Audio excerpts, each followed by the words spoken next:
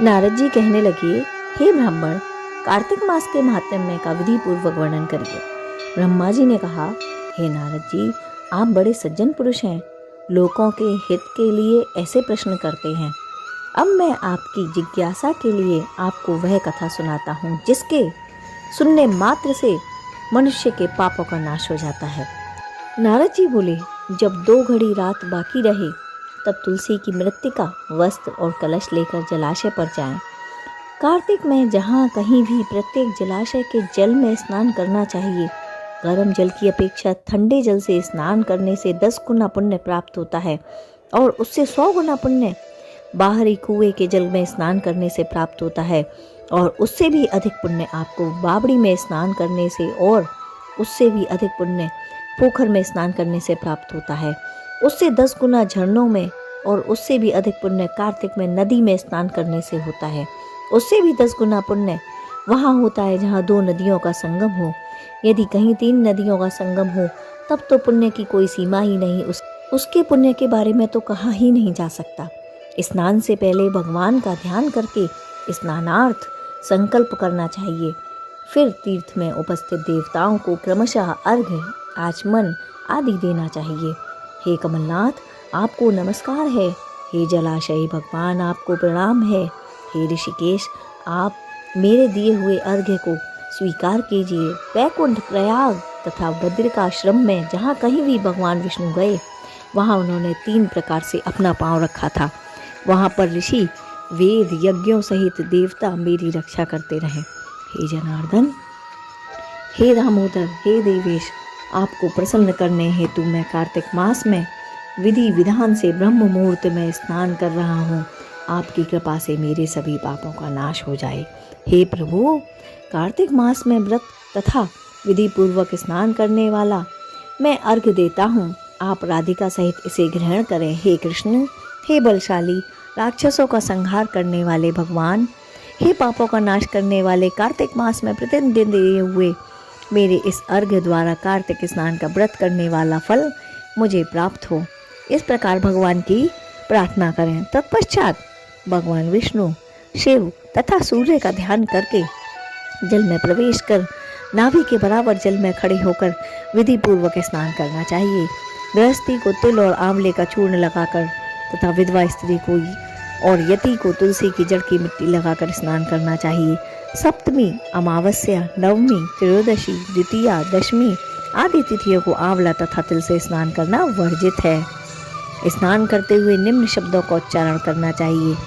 जिस भक्ति भाव से भगवान ने देवताओं के कार्य के लिए 3 प्रकार का रूप धारण किया था, वही पापों को नाश करने वाले भगवान विष्णु अपनी कृपा से मुझे पवित्र बनाए। जो मनुष्य भगवान विष्णु की आज्ञा से कार्तिक व्रत करता है उसकी इंद्रादि सभी देवता रक्षा करते हैं।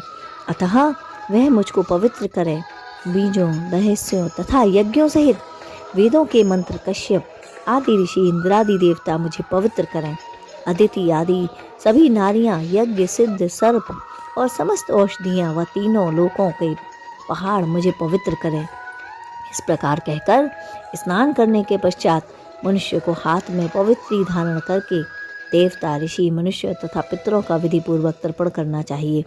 तर्पण करते समय तर्पण में जितने तिल रहते हैं उतने वर्ष पर्यंत व्रती के पितृगण स्वर्ग में निवास करते हैं। उसके बाद व्रती को जल से निकलकर शुद्ध वस्त्र धारण करने चाहिए। सभी तीर्थों के कार्यों से निवृत्त होकर पुनः भगवान विष्णु का पूजन करना चाहिए। सभी तीर्थों के सभी देवताओं का स्मरण करके भक्ति पूर्वक सावधान होकर चंदन, फूल और फलों के साथ भगवान विष्णु को फिर से अर्घ्य देना चाहिए। अर्घ्य के मंत्र का अर्थ इस प्रकार है।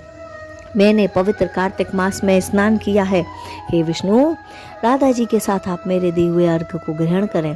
तत्पश्चात चंदन, फल, फूल, तांबूल आदि से वेद पाती ब्राह्मण का श्रद्धापूर्वक पूजन करने के पश्चात उन्हें बारंबार नमस्कार करें। ब्राह्मणों के दाएं पांव में तीर्थों का वास होता है, मुख में वेद और समस्त अंगों में देवताओं का वास होता है।